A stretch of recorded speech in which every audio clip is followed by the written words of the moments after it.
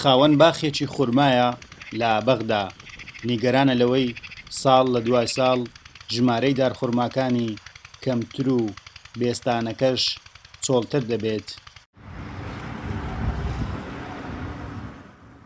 وەکو خۆی باسی دەکات پێشتر لەم بێستانەدا نزیکەی 100 تۆن خورما بەرهەم دەهات، بەڵام ئێستا بە جۆرێک کەم بۆتەوە بەرهەمی ساڵێکی ناگات بە 1 تۆن خورما.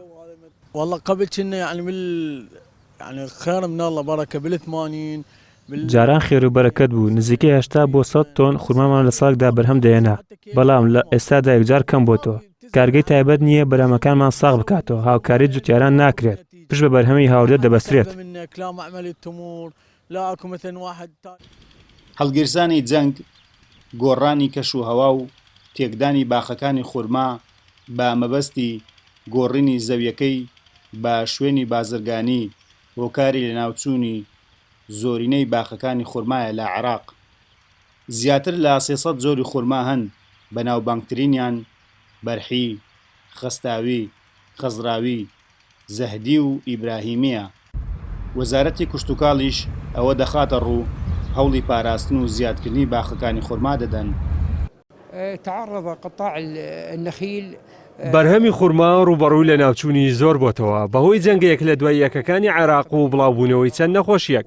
لە ئێستادا بەرهەمهێنانەکانمان بەرەو باشتر دەچێت، هەروەها وەزارەتەکەمان خورما هەناردەی دەرەوە دەکات. بە گوێرەی داتاکانی وەزارەتی کشتوکاڵی عێراق لە ساڵی 2021دا 900,000 تۆن خورما بەرهەم هاتووە، کەچی لە ساڵی 2020 تەنها 750,000 تۆن بەرهەم هاتبوو.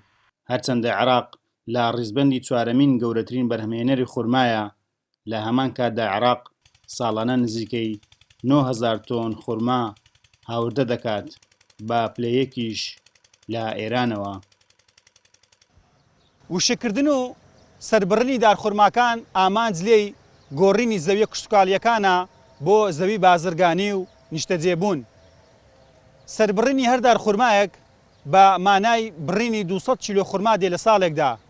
ئەگەر بێت و پلانێکی تۆکمەنە بێت بۆ پارێزگاریکردن لە بێستانەکانی خورما و بە تایبەت زۆرە ڕەسەنەکانی، ئەوە بە دوور نازاندرێت لە چەند ساڵی داهاتوودا ژمارەی ئەو دارخورمایانەی کە بڕاونەتەوە زیاتر بێت لەو دارخورمایانەی کە تاوەکو ئێستاش بەرهەمی خورمای شیرین دەدەن.